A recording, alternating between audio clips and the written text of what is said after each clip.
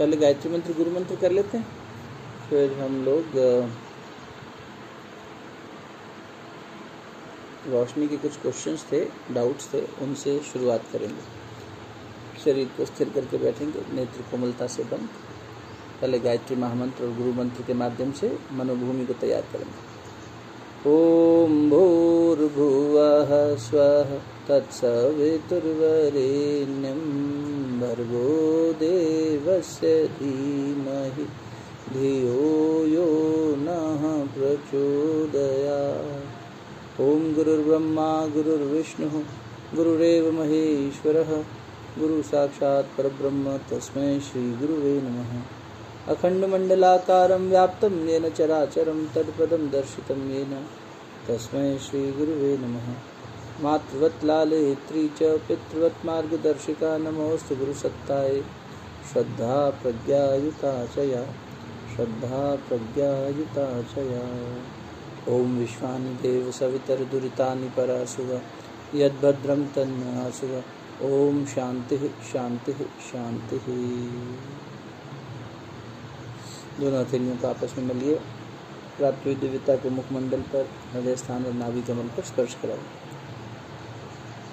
नेत्र खोल लीजिए, सहज अवस्था में आ जाइए। हाँ बेटा, तेरे कुछ क्वेश्चंस थे, वहाँ से शुरू करते हैं।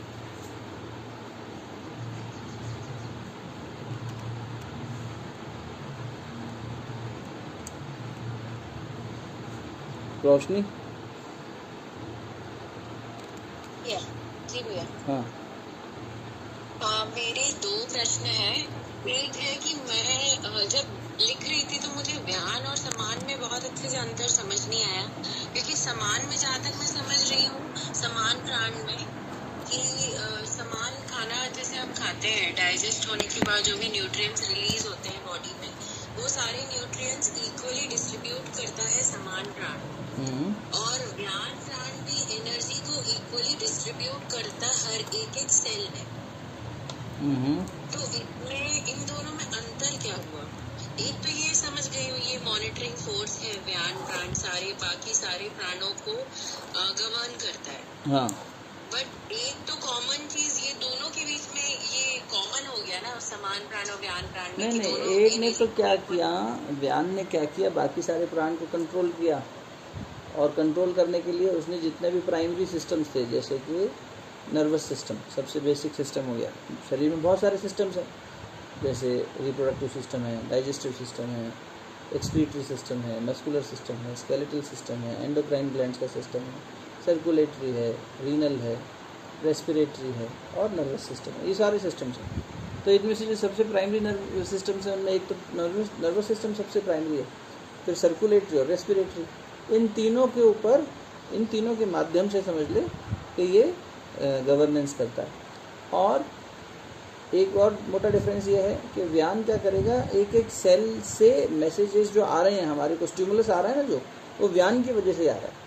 जैसे जब पैरालिसिस हो जाता है या नमनेस आ जाती है बैठे बैठे, तो हमारे सेंसेशंस बॉडी पार्ट से ब्रेन तक नहीं पहुंच पाते, नर्वस सिस्टम तक। ऑर्गन है लेकिन वहाँ का सेंसेशन ट्रैवल नहीं हो रहा। या एक बीमारी होती है मल्टीपल स्क्लेरोसिस, MS। उसमें क्या है, हाथ से किसी चीज़ को ग्रिप करना, निचोड़ना, या पैर उठाकर चप्पल पहनना, इस तरह की जो ग्रॉस मोटर फंक्शनिंग है वो वीक पड़ने लगती है। मसल सही है, ग्रॉस मोटर फंक्शनिंग में मस्कुलर सिस्टम काम में आ रहा है, स्केलेटल सिस्टम काम आ रहा है, लेकिन दोनों सिस्टम सही होने के बाद भी सेंसेशन ट्रैवल नहीं हो रही, मैसेज ही नहीं पहुंच रहा नर्वस सिस्टम तक। तो लाने का, इन्फॉर्मेशन लाने का काम व्यान कर रहा है, एक एक सेल से सिस्टम की गवर्निंग सेंटर्स तक मैसेजेस को लाना, ये व्यान कर रहा है। तो जब हम प्राणायाम पे काम करते हैं तो ये बीमारियां भी ठीक होने लगती हैं। और जो दूसरा है आपका समान, वो समान रूप से सब में ऊर्जा पहुंचा रहा है, और वो भी डाइजेस्टिव सिस्टम वाली, जैसे जो रस पैदा हुए शरीर में, उन रसों को, उन न्यूट्रिएंट्स को पहुंचा रहा है, which means it has to be food intake. तो वो जो फूड इनटेक होगा उसके माध्यम से फिर रस बनेंगे, और उन रस को, न्यूट्रिएंट्स को सब तक पहुंचाया जाएगा। और इधर क्या हो रहा है, मैसेजेस सबसे आ रहे हैं, सबसे स्टिमुलस आ रहा है, और फिर उसके बाद गवर्नेंस हो रही है। तो इसीलिए ये व्यान जो है ज़्यादा इम्पॉर्टेंट हो गया सबके ऊपर, चारों से ज़्यादा, है ना, सबको गवर्न कर रहा है। अब समझ में आया? तो मतलब इंफॉर्मेशन लेके आने का काम व्यान कर रहा है और गवर्न भी कर रहा है। एनर्जी इंफॉर्मेशन लाने गवर्न भी कर रहा और गवर्न भी कर रहा है, उसको इंफॉर्मेशन के बेसिस पे बाकी प्राणों को ऑर्डर भी दे रहा है, गवर्न भी कर रहा है। और गवर्नेंस में प्राइमरीली हमारा जो नर्वस सिस्टम है, सर्कुलेटरी सिस्टम है, रेस्पिरेटरी सिस्टम है, इन 3 सिस्टम्स को यूज़ कर रहा है। ओके। और भैया दूसरा प्रश्न ये था, जैसे अगर किसी को रिप्रोडक्टिव इश्यूज भी हैं, एक्सक्रीटरी और रिप्रोडक्टिव ये अपान प्राण दिखता है, तो किसी को ये प्रॉब्लम है, सपोज कि स्पर्म काउंट्स नहीं बन रहे हैं, कम है, बहुत कम है, डॉक्टर ने भी जवाब दे दिया है कि बहुत कम है, चांसेस है ही नहीं कि ये स्पर्म से आप आगे फ्यूचर दिखे इसमें कुछ भी, तो उसमें अपान प्राण को हम बढ़ा के वो चीज भी ठीक कर सकते हैं, जो मतलब साइंटिस्ट ने भी जवाब दे दिया है कि ये नहीं हो सकता इस पे अब कुछ, तो अगर हम अपान प्राण प्राणायाम के द्वारा उसको बढ़ाएं तो उससे वो चीज भी नेगेट हो सकती है। हाँ, कपालभाति बहुत हेल्प करता है ना। देखो, कपालभाति और भस्त्रिका विशेष रूप से जब कोई कपल प्रेगनेंसी के लिए प्लान करता है तो उनकी बॉडी की डिटॉक्सिफिकेशन और स्पर्म और एग काउंट बढ़ाने के साथ साथ उनकी हेल्थ बढ़ाने के लिए भी ये 2 शोधन क्रियाएं, प्राणायाम नहीं कहलाती टेक्निकली, पर इसमें भी यूज तो हम ब्रेथ को करते ही हैं। ये क्लेंजिंग यानी शोधन क्रियाएं हैं। ये हठ योग प्रदीपिका का हिस्सा है जो स्व आत्माराम जी ने दिया था। क्या हठ योग मतलब, एक हम डिसिप्लिन के माध्यम से हकार और ठकार यानी अपने ईड़ा और पिंगला, चंद्रमा और सूर्य के जो एनर्जी सिस्टम्स में इम्बैलेंस आ गया है उसको बैलेंस कर लें। तो हमारा ल्यूनर साइकिल यानी मून साइकिल और हमारी सोलर साइकिल यानी सन साइकिल, ये ल्यूनर और सोलर इन दोनों में बैलेंस आ जाए, ये दोनों शुद्ध हो जाएं, ईड़ा और पिंगला साफ हो जाए। तो उसके लिए उन्होंने पूरा हठ योग के आसन और ये शोधन क्रियाएं, षट क्रियाएं वगैरह सब बनाई। तो उसमें उन्होंने जो कपालभाति है और भस्त्रिका है, ये 2 जिसमें इंटेंस ब्रीदिंग टेक्निक्स अपन यूज करते हैं। एक में आप लोगों को पता ही है कि एक्टिव एक्सेलेशन होता है, इस तरह से हम फोर्सफुली एक्सेल कर रहे हैं, ये कपालभाति है। और दूसरी है भस्त्रिका। भस्त्रिका में सांस लेना भी तेज होता है और छोड़ना भी तेज होता है, इंटेंस इनहेलेशन, इंटेंस एक्सेलेशन। तो ये जो 2 क्रियाएं हैं ये वास्तव में अंदर के सारे इन टॉक्सिक जो एलिमेंट्स आ गए हैं, जो स्पर्म के काउंट को नहीं बढ़ने दे रहे, एग के काउंट को नहीं बढ़ने दे रहे, या यूट्रस में इम्प्लांटेशन नहीं हो रहा है। कंसेप्शन होने के लिए जो इम्प्लांटेशन होता है, जब एग और स्पर्म का फ्यूजन हुआ तो जो जाइगोट बन रहा है उसका इम्प्लांटेशन होना चाहिए, वहीं से प्लेसेंटा बड़ा होगा। या फिर यूट्रस लाइनिंग ठीक नहीं है, गर्भ ठहरना नहीं, जैसे कहते हैं गर्भ ठहर नहीं पा रहा। या फिर फेलोपियन ट्यूब की कोई प्रॉब्लम है, फेलोपियन ट्यूब जिससे कि एग रोल होके जाता है यूट्रस में। ये सारी तमाम समस्याएं हम इन 2 क्रियाओं के माध्यम से बहुत हद तक सही करते हैं। और अगर मान लीजिए कोई कपल के साथ में कोई फिजियोलॉजिकल प्रॉब्लम नहीं है और उनको बस ये है कि हमें quality of sperm and egg अच्छा करना है, तो भी इन 2 क्रियाओं का बहुत लाभ लिया जाता है। कौन कौन सी? कपालभाति और भस्त्रिका। एक होती है स्ट्रेस इंड्यूस्ड इनफर्टिलिटी, वो भी देख लेना चाहिए। बहुत बार क्या होता है, ये मेडिकल टर्म है स्ट्रेस इंड्यूस्ड इनफर्टिलिटी, ये हमारी बनाई हुई नहीं है कि कॉमन इंग्लिश का यूज़ कर रहे हैं। मेडिकल साइंस में इसे एक डिसऑर्डर घोषित किया गया है, और वो डिसऑर्डर ये है कि हमारा जो ऑर्डरली मैनर में सब कुछ चल रहा है, फिजियोलॉजी तो ठीक चल रही है अभी, लेकिन स्ट्रेस इतना ज़्यादा है कि स्ट्रेस की सिचुएशन में बॉडी किसी भी एक फॉरेन एलिमेंट को एक्सेप्ट नहीं करती। स्पर्म एक फीमेल बॉडी के लिए फॉरेन एलिमेंट है, तो by nature's law foreign element का एक्सेप्टेंस नहीं होगा, रिजेक्शन हो जाएगा। भाई जिसका कंपैटिबिलिटी होगी वही, तो क्या होता है, इसीलिए इतना ज़्यादा रिजेक्शन होता है, मल्टीपल रिजेक्शन होता है, और उसमें भी स्पर्म जो बेस्ट होता है वो एग तक पहुँच पाता है। तो कहने का मतलब ये कि जब स्ट्रेस होता है उस समय पे, जैसे मान लो हम तनाव में होते हैं, तुम स्ट्रेस्ड हो, तो मुझे कोई खाना खिलाए स्ट्रेस में, तो मैं क्या कहूँगा, नहीं यार अभी भूख नहीं है, अभी शरीर नहीं खा लो थोड़ा सा तबीयत ठीक हो जाएगी। ज़बरदस्ती खा भी लें तो भी बॉडी एक्सेप्ट नहीं करेगी, रिजेक्शन मोड होगा, क्योंकि mentally there is a rejection. इसी तरीके से जब हम स्ट्रेस की सिचुएशन में भी देखते हैं तो डॉक्टर्स पाते हैं कि कई बार फीमेल बॉडी स्पर्म को एक्सेप्ट ही नहीं कर पा रही है, या स्पर्म बॉडी में मतलब मेल बॉडी में स्पर्म बन ही नहीं पा रहा है उतना ज़्यादा क्वांटिटी में, तो वो भी स्ट्रेस भी उसमें देखना चाहिए। मेंटल वेलबींग बहुत बड़ा, देखो मेजरली तो 90%, अब मेडिकल साइंस भी कह रहा है 90% जो बीमारियां हैं वो मन से शुरू होकर शरीर पे आ रही हैं। कोई एक्सीडेंटल हो गई बात, कोई बाहर से डैमेज आ गया, फ्रैक्चर हो गया, एक्सीडेंट हो गया, शॉक लग गया इलेक्ट्रिसिटी का, कुछ ऐसी चीज़ हो गई, इस पर स्पाइन पे चोट लगने से पैरालिसिस हो गया, वो सब बाहर के एजेंट्स हो गए। बट प्राइमरीली इट इज़ यार मेंटल स्टेबिलिटी जो डिसाइड करती है। कोविड के ऊपर रिसर्चेज हो रही हैं अभी, उसमें आया भी, मैंने देखा रिसेंटली कि 65% रिसर्चेस डेथ्स तो ऐसी थी जो साइकोलॉजिकल ज़्यादा थी, जहाँ उसका इंटेंसिटी अटैक इतना नहीं था, लेकिन फिर भी लोग एक दूसरे के साथ, अरे हमें ऑक्सीजन सिलेंडर नहीं मिलेगा, अरे हम मर जाएंगे, अरे हम अकेले हो गए, अरे आइसोलेशन, अरे अकेलापन, आदमी परेशान हो गया उससे। तो ये देखना चाहिए कि वो किस कारण से है, और अगर कोई भी कारण हो, दोनों ही स्थिति में कपालभाति और भस्त्रिका बहुत यूज़फुल होते हैं।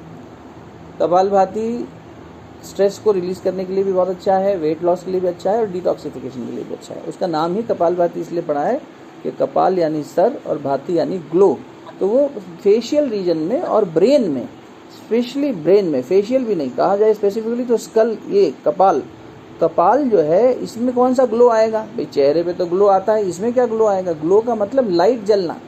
यहाँ के ब्रेन सेल्स में, स्पेशली पीनियल ग्लैंड में, अब मॉडर्न रिसर्च से कंफर्म कर रही है कि पीनियल ग्लैंड जो है, जो हमारे हाइपोथैलेमस में बीच में, वो एक कोनिकल शेप की है। ये तो हमने बायोलॉजी में बचपन में ही पढ़ लिया था कि कोनिकल शेप है। रिसेंटली डॉक्टर्स ये पता कर रहे हैं और उन्होंने एस्टेब्लिश कर दिया है कि it is not just conical, it is also having crystals into it. इसमें तो क्रिस्टल्स हैं, जैसे किसी क्रिस्टल आप झूमर टांगते हो अपने घर में, या कोई आपने मान लीजिए लैंप लगाया, उसमें क्रिस्टलाइन शेप है, तो क्या होगा? मल्टीपल रिफ्लेक्शन उसके शेप्स बनेंगे, है ना? कोई हेक्सागन बनेगा, कोई पेंटागन बनेगा, इस तरह से। तो ये क्रिस्टल्स हैं इसके अंदर, और कोनिकल शेप की, एक कोन की तरह, जैसे कोनीफेरस ट्रीज होते हैं ना, इस तरह से ऊपर बंद और नीचे गोल, ऐसी इसकी एक कली, जैसे बंद कली होती है गुलाब की, वैसी इसकी शेप है।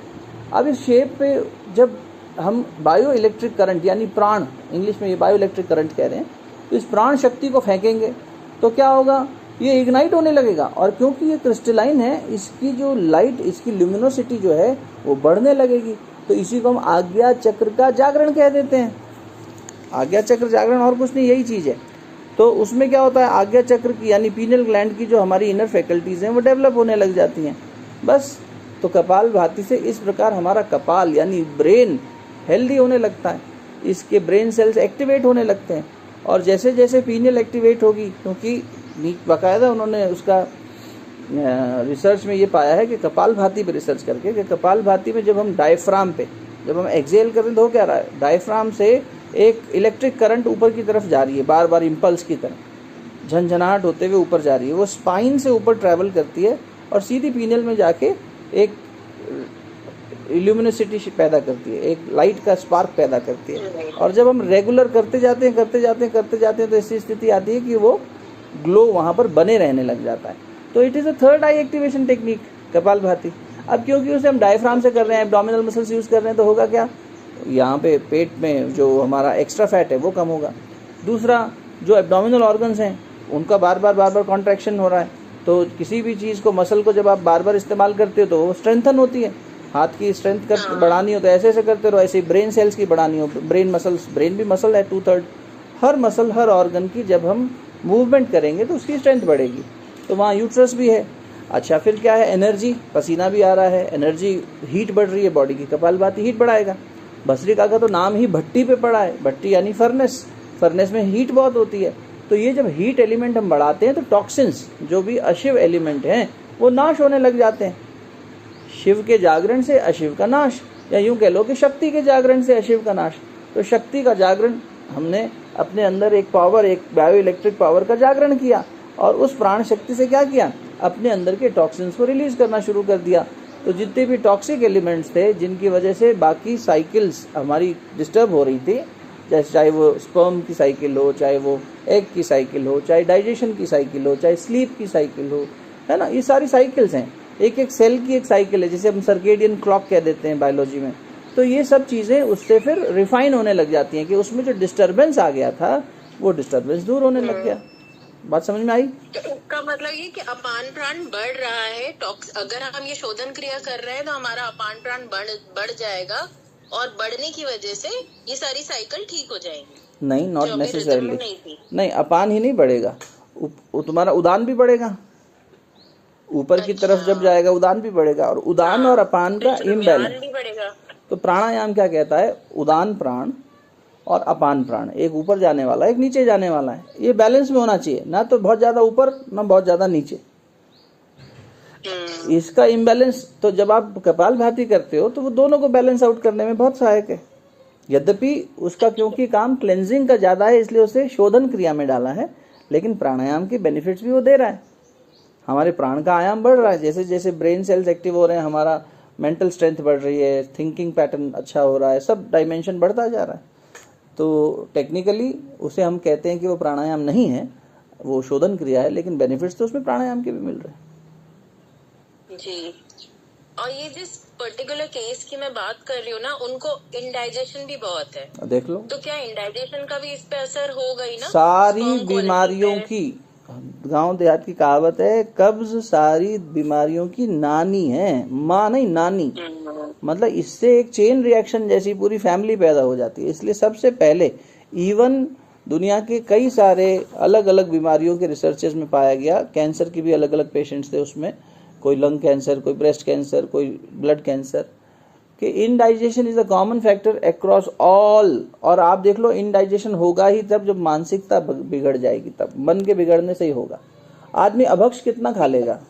देखो, नॉनवेज खाने वाले लोग भी जब वज्रासन में बैठ जाते हैं, कुछ कर लेते हैं, तो नॉनवेज खाने के बाद भी वो फिट हो सकते हैं। ऐसी कोई बात नहीं है कि वो नॉनवेज खा लिया तो वो फिट नहीं है या मिसफिट हो गए हैं।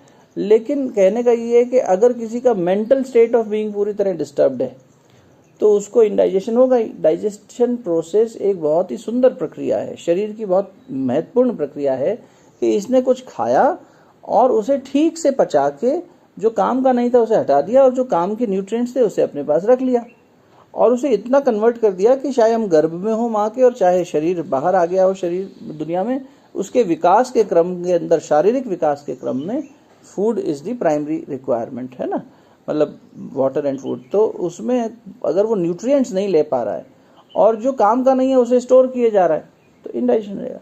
इंडाइजेशन का सीधा सीधा मानसिक वो है, जो व्यक्ति लोभी है, किसी ना किसी प्रकार से भयभीत है, ये दो चीज़ें होने पर उसको इंडाइजेशन होगा ही। अब आप दुनिया में किसी को भी उठा के देख लो, खुद को भी और हमको भी उठा के देख लो, हमारे अंदर कहीं ना कोई भय मिल जाएगा या कोई लोभ मिल जाएगा। ये लोभ और भय जितना कम करते जाओगे उतना ठीक रहेगा। इसके साथ साथ ऑफकोर्स हमें खाना भी ठीक समय पे खाना एंड बॉडी साइकिल अपनी ठीक रखना ज़रूरी है, पर बिना मानसिकता को ठीक किए अगर हमने वो ठीक भी कर लिया तो भी इंडाइजेशन की समस्या, कॉन्स्टिपेशन की समस्या दूर नहीं होती जल्दी से। इसी के लिए एक होलिस्टिक अप्रोच अपनानी पड़ेगी। फिजिकल व्यायाम भी जरूरी है और मेंटल वेलबींग भी जरूरी है, ठीक है ना? और कोई प्रश्न नोट्स बनाते समय आया हो तो? सर जैसे कि सर नमस्कार। जी नमस्कार, वालेकुम प्रणाम। जी सर, सर ये चीज पूछना था, जैसे कि जिनको आईबीएस का प्रॉब्लम हो या एसिड मतलब बहुत बनती हो तो उनको कपालभाति भस्त्रिका तो बहुत नुकसान करता है। हाँ, क्योंकि हीट बढ़ाएगा ना, तो इसलिए अब वहाँ विवेक लगाना पड़ेगा अपने को कि ऐसी क्रिया करी जाए जिससे पहले तो एसिड का शमन हो, एसिड बैलेंस हो, फिर उसके बाद इसका लाभ लेना हो तो लिया जा सके। तो चंद्रभेदी के बाद करें ये कहते क्या, थोड़ा एक्सप्लेन कर सकते हैं सर?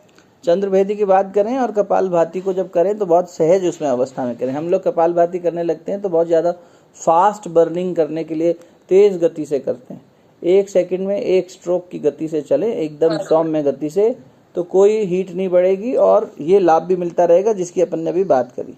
जो इस तरह से रहेगा, भस्त्रिका भी सेम करना सर? भस्त्रिका तो नुकसान करेगा, भस्त्रिका में तो हीट बढ़ेगी क्योंकि भस्त्रिका में तो गति आएगी, इसलिए सिर्फ कपालभाति से चले तो बहुत आसानी से। भस्त्रिका तो वैसे भी देखा जाए अगर इंटेंस डिटॉक्सिफिकेशन किया जाता है तब ज़रूरत पड़ती है उसकी।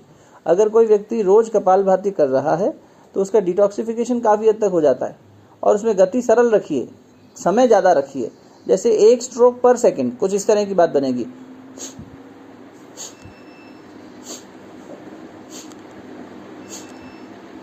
अब ये चलता जाएगा, इसमें दिक्कत ही नहीं है। जब हम बहुत फास्ट करने की कोशिश करते हैं तो एग्जॉस्ट होने लगते हैं, थकने लगते हैं, तो उस थकान की वजह से हम ज़्यादा देर तक नहीं कर पाते। 30 सेकंड किया, 1 मिनट कर लिया, अधिक से अधिक 5-10 मिनट तक भी करिए, लेकिन एक ही स्पीड में करिए और कांस्टेंट करिए और स्लो रखिए, तो क्या होगा, थकेंगे नहीं, लाभ पूरा मिल जाएगा। और लंबी देर तक करने से आपको रेगुलर करने पे अच्छे रिजल्ट्स मिलने लग जाएंगे। जल्दबाजी में फटाफट करने में व्यक्ति को क्या लगता है कपालभाति से पेट कम हो रहा है, अब वो पेट कम करने के लिए तो फिर जान लगा देता है एकदम से, लेकिन उससे फ़ायदा होता नहीं है, नुकसान और हो जाता है। और जैसा आपने कहा, यदि किसी के नेचर में एसिडिक नेचर है, एसिडिक रिफ्लक्स बहुत होता हो या गैस्ट्रो इंटेस्टाइनल इश्यूज़ हों, तो उसको फिर वहाँ समस्या आने लगती है, क्योंकि हीट बढ़ने से उसको फिर दिक्कत आती है।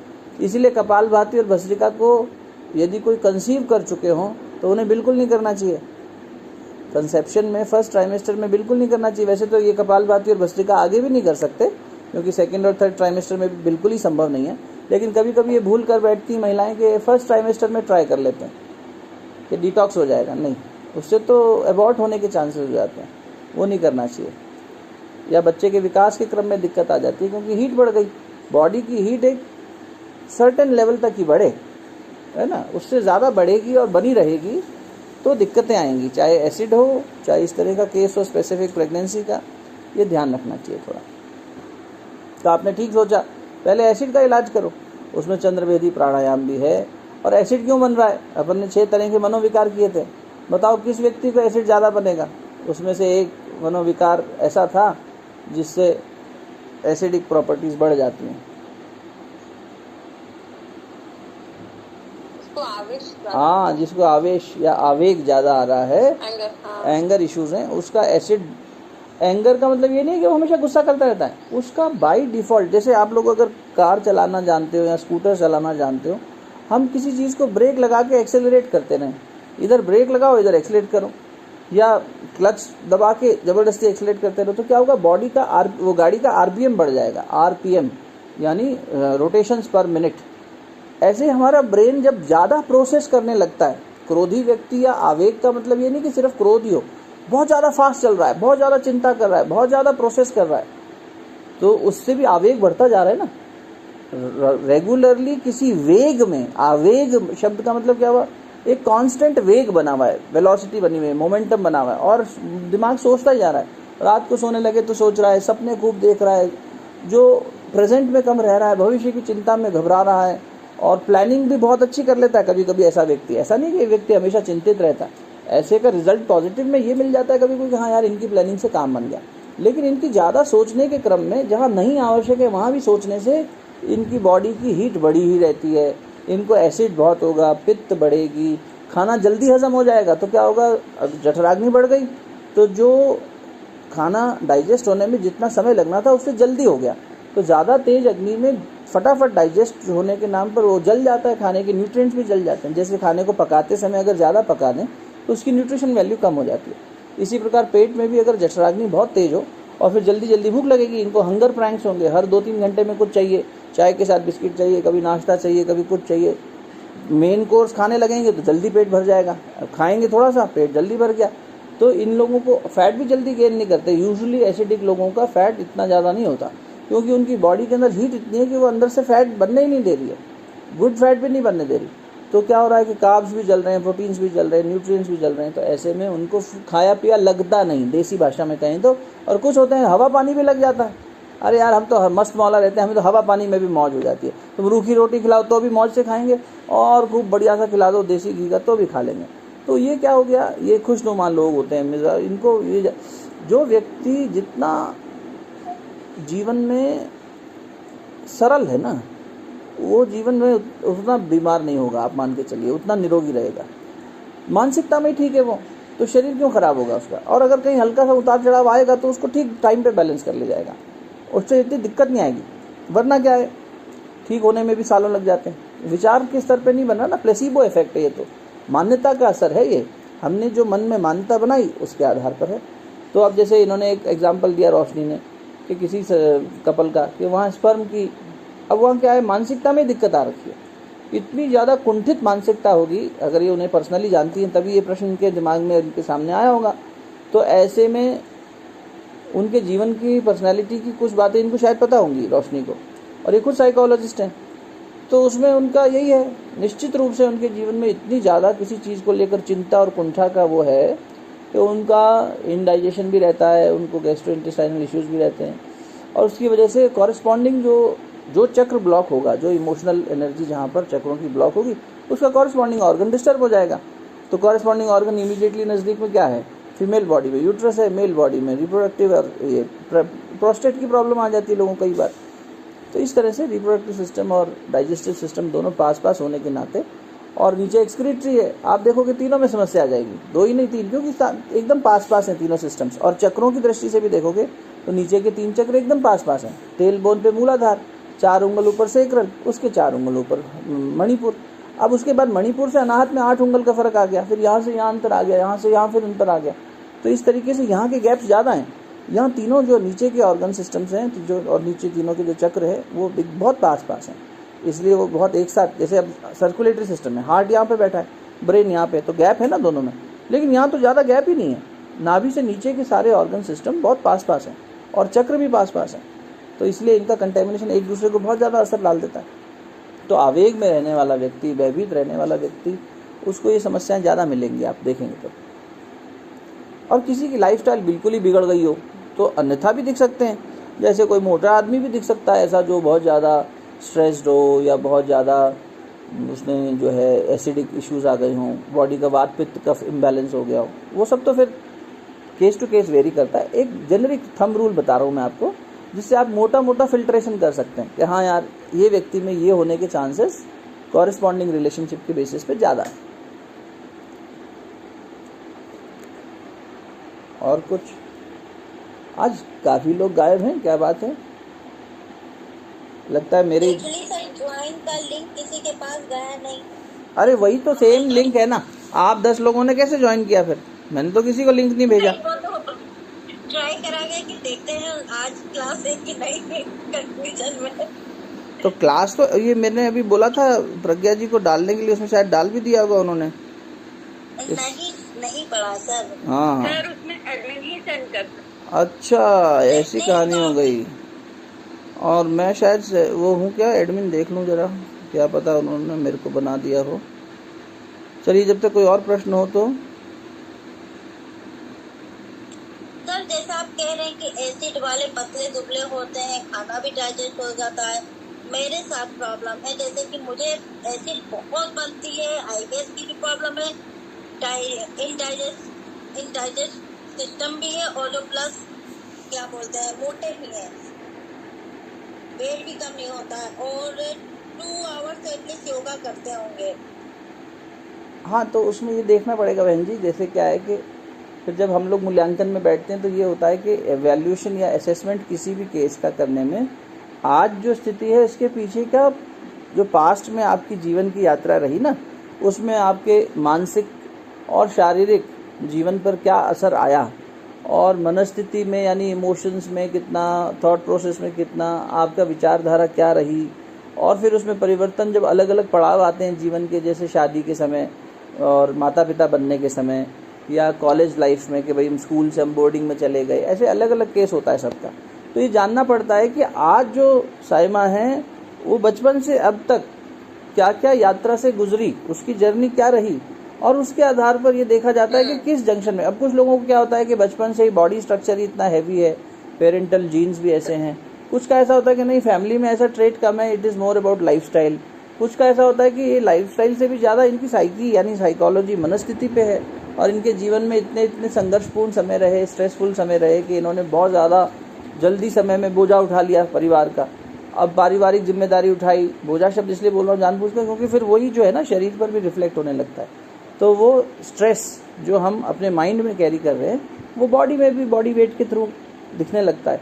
तो वो सब चीज़ें देखनी पड़ती हैं कि कहाँ पर कितना कितना ब्लॉकेज है, और फिर उसकी हीलिंग की जाती है, उसको रिलीज़ किया जाता है। और ऑफकोर्स जैसे अब आप क्या कर रहे हैं, 2 घंटे का व्यायाम तो कर रहे हैं और उसमें प्राणायाम भी कर रहे होंगे, थोड़ा बहुत ध्यान भी कर रहे होंगे, लेकिन वो फिजिकल बॉडी पे एफर्ट शायद ज़्यादा हो रहा होगा, और हमारी प्राणिक बॉडी और मनोमय कोश यानी प्राणमय कोश और मनोमय कोश, माइंड और प्राण पे काम अभी कम हो रहा है। इसको धीरे धीरे बढ़ाइए।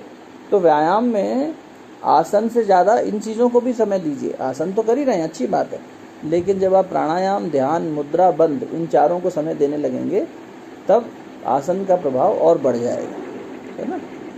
ठीक है, करके देखिए। वो तो फिर 1-on-1 केस पे देखना पड़ता है कि कौन कहाँ कितना बंधा हुआ है या कितना सुलझा हुआ है, उस आधार पर उसकी मानसिकता को ठीक किया जाता है।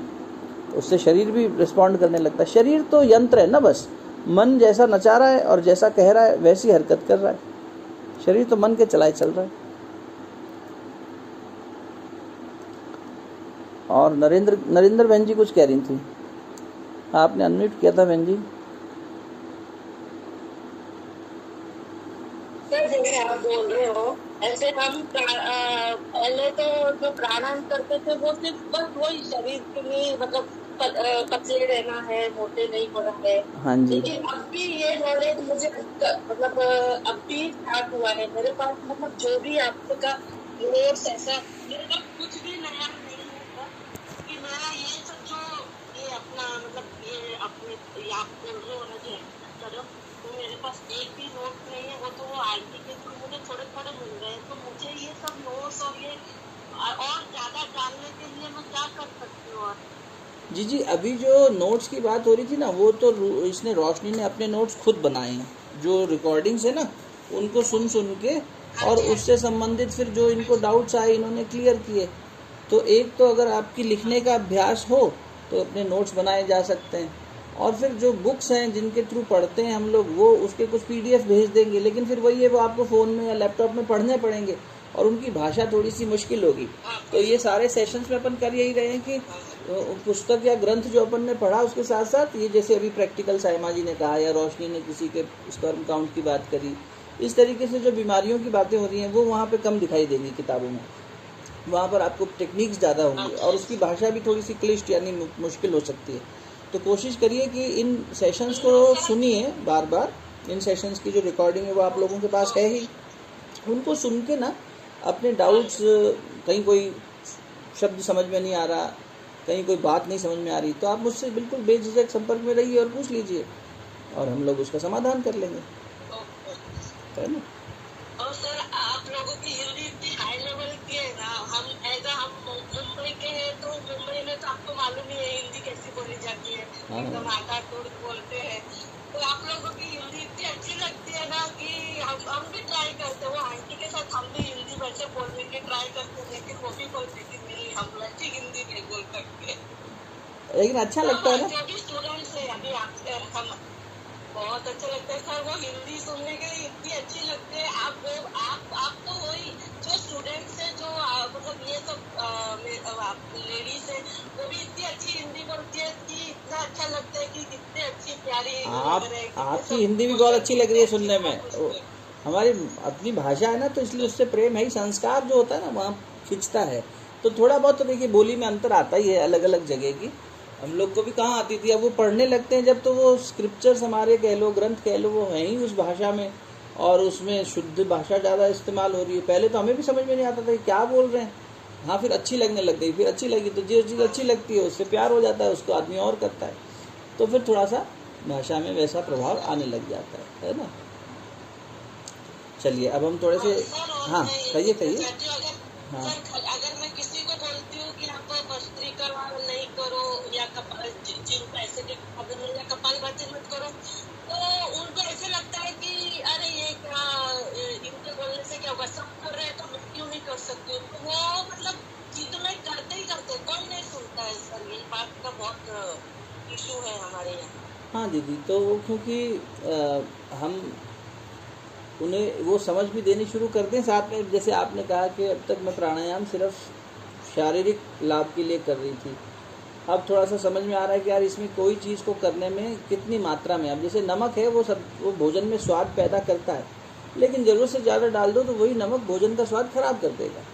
इसीलिए हर चीज़ को ये समझाना पड़ेगा, कहना पड़ेगा कि निवेदन के रूप में ही, बाकी तो देखो सब स्वतंत्र हैं अपनी इच्छा से जीने के लिए, तो भाई आप कर रहे हैं तो इसका लाभ लेने के लिए करें, ये आपको नुकसान कर दे या आपको उतना लाभ ना दे पाए। जैसे भी साइमा बहन जी से मैंने कहा कि आप व्यायाम 2 घंटे कर रहे हो और उसके अंदर थोड़ा प्राणायाम, थोड़ा ये सब भी कर रहे होंगे, लेकिन इसकी मात्रा बढ़ाओ, किस प्रोपोर्शनेट में कर रहे हो, किस समय पे कर रहे हो, ये सब बहुत महत्वपूर्ण है।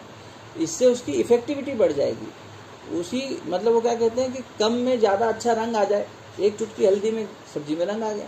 अब वैसे ही थोड़े से में अच्छा रंग लेना हो, अच्छा लाभ लेना हो, तो उसके लिए कुछ चीज़ों का ख्याल रखना पड़ेगा।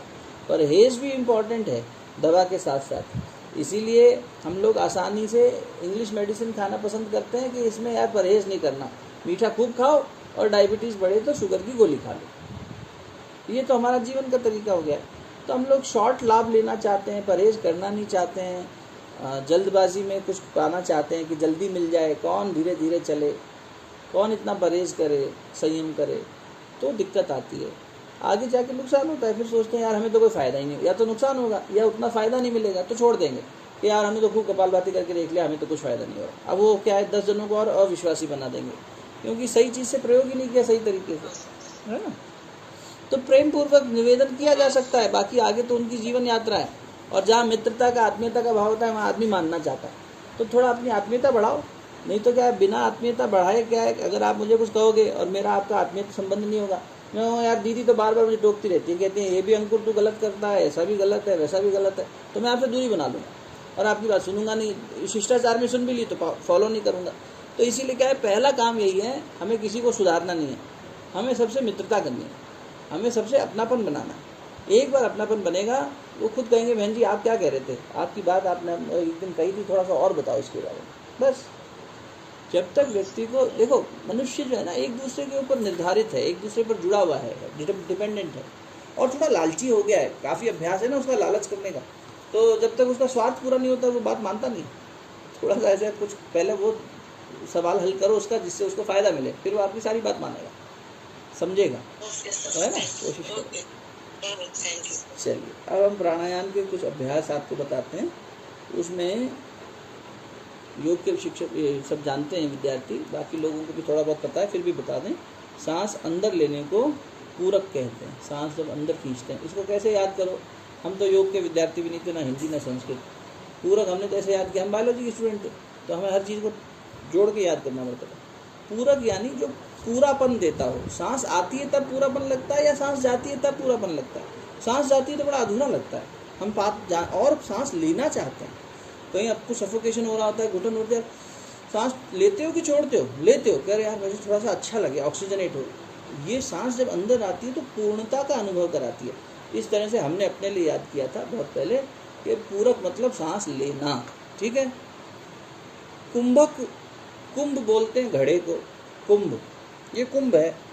अब इस कुंभक में अंदर हमने सांस रोक ली तो ये कुंभक हो गया, और बाहर छोड़ के रोकी तो भी, क्योंकि बाहर भी आकाश है भीतर भी आकाश है, ये घट का आकाश, वो महाआकाश, घटाकाश, महाकाश। तो एक अंदर का कुंभक है। इनहेल करने के बाद में जो रिटेंशन हुआ, यानी सांस को रोका, वो क्या हुई, कुंभक।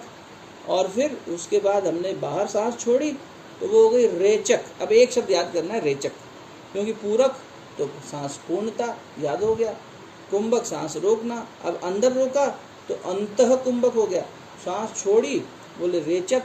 अब सांस छोड़ने के बाद फिर थोड़ा सा पॉज आएगा, फिर रुकेगी, एक गैप आएगा, उस गैप को क्या बोल दिया, बाह्य कुंभक, ठीक है। अंतः कुंभक, बाह्य कुंभक, दो कुंभक हो गए।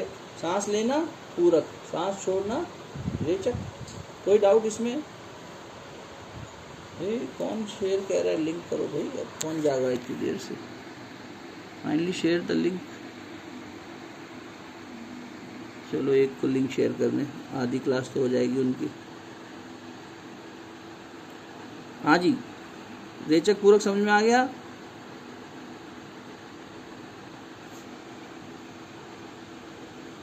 मुश्किल तो नहीं है, ठीक है। अब देखो, प्राणायाम से हम 3 लेवल की बात कर रहे हैं, एक शरीर, एक मन और एक आत्मा। कर्म मतलब, आत्मा मतलब कर्म बंधन से मुक्त होना। तो कर्म बंधन से मुक्त होंगे तो स्पिरिचुअल प्रोग्रेस होगी। स्पिरिचुअल प्रोग्रेस के लिए जब प्राणायाम करते हैं तो उसका लय और ताल अलग होता है, और जब शारीरिक व्यायाम की दृष्टि से कर रहे हैं और मानसिक लाभ के लिए कर रहे हैं तब अलग होता है। प्राण के अलग अलग प्रयोग आध्यात्मिक दृष्टि से जब किए जाते हैं तो अलग बात होती है, और जब फिजिकल और मेंटल बैलेंस के लिए चाहिए, उनके बेनिफिट्स के लिए जो अलग है। इतना ज़्यादा डिफ्रेंसिएशन और स्पेसिफिकेशन गुरुदेव के साहित्य में भी है, और हमारे ऋषियों ने, अपने योगियों ने साहित्य में लिखा है। तो आप देखो, जब भी हम स्पिरिचुअल प्रैक्टिस के लिए प्राणायाम का इस्तेमाल करते हैं तब बाह्य कुंभक का प्रयोग करना अनिवार्य है। आई रिपीट, बाहर सांस छोड़ने के बाद जो रिटेंशन होता है, बाह्य कुंभक, वो कब कंपलसरी है, कब इम्पॉर्टेंट है, करना ही करना है, चाहे कुछ सेकंड्स का ही क्यों ना हो, वो है तब इम्पॉर्टेंट जब आप स्पिरिचुअल प्रोग्रेस की प्रैक्टिसेस कर रहे हैं तो। और जब आप फिजिकल व्यायाम की दृष्टि से इसको कर रहे हैं तो आप सांस छोड़ते ही तुरंत सांस ले सकते हैं, विच मीन्स तब आप 4th स्टेप को स्किप कर सकते हैं। 4 स्टेप्स हुए ना, 1 होल्डिंग, 2 3 और फिर होल्डिंग 4। 4 स्टेप में एक ब्रेथ साइकिल पूरी हो रही है।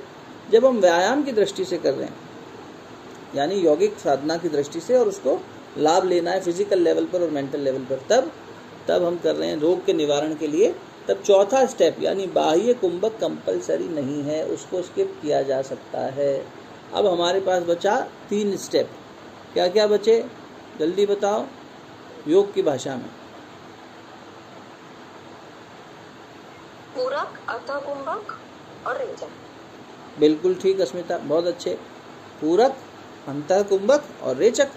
अब हम इसको मैथमेटिक्स में थोड़ा सा मदद लेते हैं। गणित थोड़ी बहुत आप सबको पता है, हम वहाँ रेशियो करते थे, यानी कितने अनुपात में, कितने रेशियो में हम सीक्वेंस को चलाएंगे।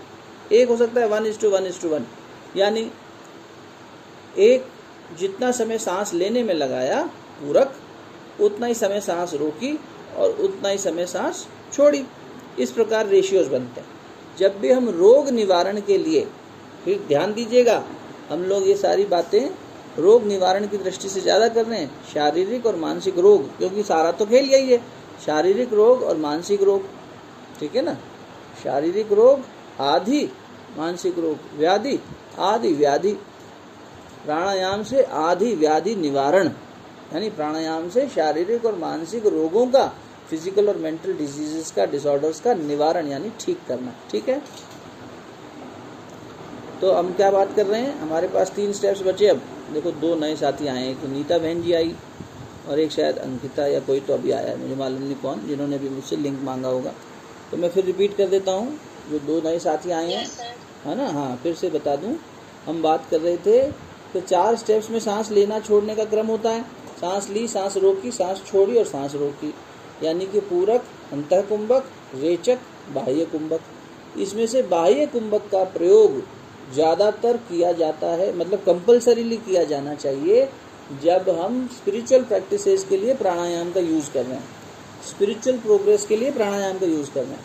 पर वो स्टेज कब आएगी, जब हमारी ध्यान करने की क्षमता या एकाग्रता की क्षमता बढ़ जाए। स्पिरिचुअल प्रोग्रेस तो तब है, वो मन के बिना होगी नहीं। अभी तो मन हमारा व्यथित है, परेशान है, और मन की परेशानी शरीर पर दिखाई दे रही है, इसलिए पहले इसको तो ठीक करो। स्पिरिचुअल प्रोग्रेस, हम सीधा बैठ जाते हैं ध्यान करने के लिए, फटाफट कमर भी सीधी रख लेंगे थोड़ी देर हैं, और उसके बाद ऐसे करते रहेंगे ध्यान के नाम पे कुछ कुछ तमाशा, और सोचेंगे आज हमने बहुत अच्छा ध्यान किया। अरे ध्यान तो समाधि तक पहुंचाने वाली स्थिति थी, उससे पहले धारणा बनी क्या, धारणा से पहले प्रत्याहार हुआ क्या। प्रत्याहार मतलब गिल बहन जी, प्रत्याहार मतलब कछुए की तरह बाहर से अंदर की तरफ मन को लाना। ये बाहर बिखरा हुआ है, जैसे कछुआ अपने पैर अंदर खींच लेता है, सर अंदर छुपा लेता है खोल में, ऐसे व्यक्ति अपने आप को पहले अंदर तो लेके चले, और उससे पहले फिर बाकी चीज़ों को ठीक करें। शरीर बैठने लायक तो हो। हिलती हुई हंडिया में दही जमता है क्या, ठाकुर रामकृष्ण परमहंस कहा करते थे, स्वामी विवेकानंद के गुरु। बेटा हिलती हुई हंडिया में दही नहीं जमता, तुम हिलते डुलते कैसे ध्यान लगाओगे, शरीर तुम्हारा स्थिर बैठता नहीं। थोड़ा सा मच्छर आ जाए, मक्खी आ गई, कुछ ऐसा आ गया तो हम परेशान हो जाते हैं, खुजली हो जाए हम हिल जाते हैं, पैर सो गया हम हिल जाते हैं।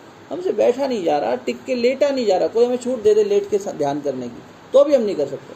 हाय हाय चली रहती है मन में, शरीर हिलता है तो मन इधर उधर भागता है। इसीलिए पहले ये व्यायाम कर लो, कौन सा, शरीर का और मन का। ये ठीक हो जाएगा तो तेज गति से स्पिरिचुअल प्रोग्रेस भी हो पाएगी। इसीलिए हम बात कर रहे हैं शारीरिक और मानसिक परेशानियों की दूर करने के लिए प्राणायाम का उपयोग। और उसमें ये कहा गया है, शास्त्र ये कह रहे हैं कि उसके लिए बाह्य कुंभक लगाने की अनिवार्यता नहीं है। इसका मतलब हम 3 स्टेप्स में प्रोसेस पूरा कर लेंगे। इनहेलेशन यानी पूरक, अंतः कुंभक यानी होल्डिंग या रिटेंशन ऑफ ब्रेथ, और उसके बाद एक्सेलेशन यानी कि रेचक। ठीक है, यहाँ तक आई होप हम सब एक रूप हो गए हैं। अब यहाँ से हमें रेशियो बिठाना है, इसका अनुपात बिठाना है। तो मैंने निवेदन के अनुपात का मतलब ये हुआ कितने टाइम तक सांस ले रहे हैं। मान लीजिए एक मेंटल काउंट किया हमने, 1 2 3 4 5, मन ही मन काउंट किया कि मैं 5 की गति तक तो सांस ले पा रही हूँ। फिर रोकने की बात आई तो 5 तक ही रोक पा रहा हूँ, और सांस छोड़ने की क्षमता बोले वो भी फिर 5 में। उसको हमें सांस छोड़ने को रेगुलेट करना पड़ेगा, मतलब नियंत्रित करना पड़ेगा, नहीं तो सांस तो जल्दी छूट जाती है। लेने में तो हमने चलो कॉन्शियसली लिया, धीरे धीरे, छोड़ते समय भी धीरे धीरे छोड़ना। ठीक है, अब ये रेशियो कौन सा सबसे ज़्यादा उपयोगी है, सोच के बताओ। थोड़ा सा मैं ये इसलिए पूछ रहा हूँ क्योंकि योग के विद्यार्थी हैं, देखें इन्होंने कहीं रेशियोज अपने अपने पढ़े होंगे, निश्चित पढ़ाए गए होंगे इनको। सारे बाल यहीं झाड़ के चला गया, बाप रे। बोलिए जी। बेसिक वाला सर 1 to 1। हाँ, 1 to 1 सबसे अच्छा, सबसे बढ़िया, ठीक कहा।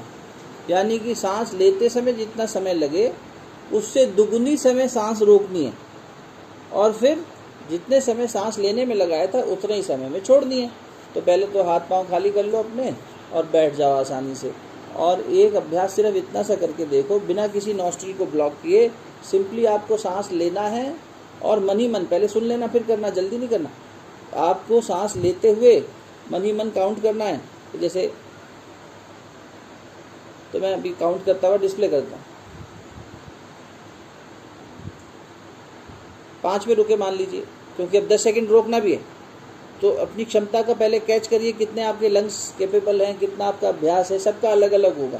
तो यहाँ जितना समय सांस लेने में लगा रहे हैं ये ध्यान रखिएगा, उससे डबल समय रोकना भी है सांस को, और छोड़ते समय फिर वापस लेते वाला समय लगाना है। तो 5 सेकंड अगर या 5 के काउंट तक आपने इनहेल किया है तो 10 के काउंट तक रोकिए, मन ही मन काउंट करिए, और फिर दोबारा 5 4 3 2 1 करके एक्सहेल करिए। ठीक है, तो एक अभ्यास तो सब लोग करके देखो।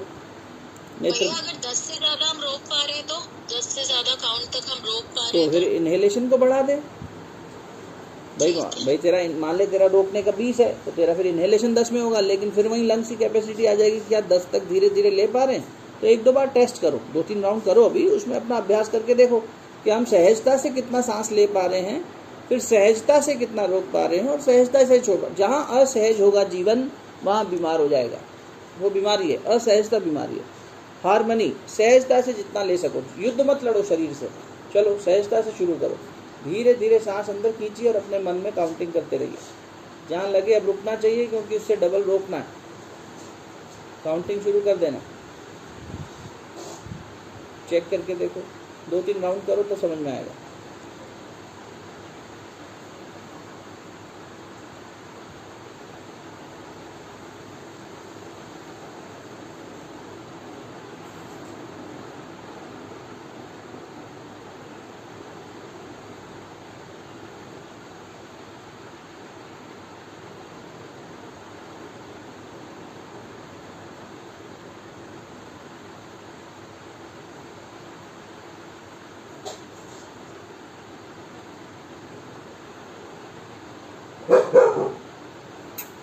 कुछ नहीं।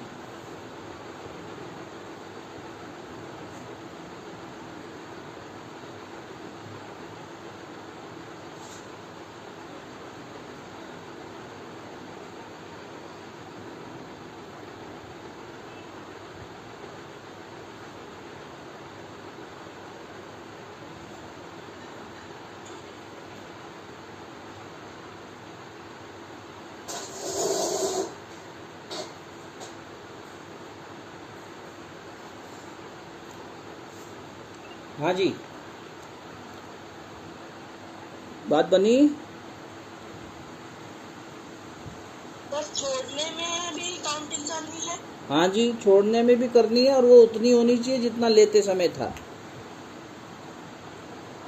ओके, और अगर 5 की काउंटिंग में ले रहे हैं तो 5 की काउंटिंग में छोड़ना है और होल्ड डबल करना है 10 की काउंटिंग में। बिल्कुल ठीक सोचा, एकदम सही समझे आप।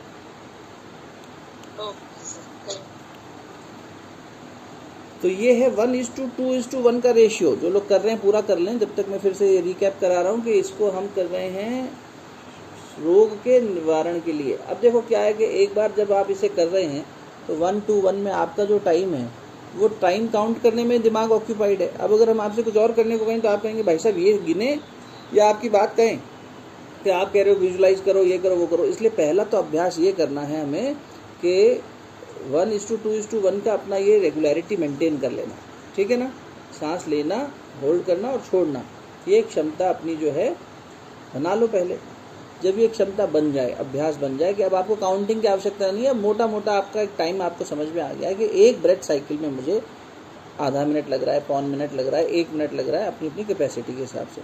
तो वो अभ्यास आपका सध जाएगा। इतना अभ्यास साधना है पहले तो। इसको तो आप दिन में कभी भी करते रहिए, जब मौका मिले बैठिए अपना 1:2:1 कि मेरा ये काउंट है 5 10 5 5 10 5, या किसी का है 10 20 10 10 20 10। वो अपना 1:2:1 का रेशियो बना के इस अभ्यास को मल्टीपल टाइम्स दिन में करिए।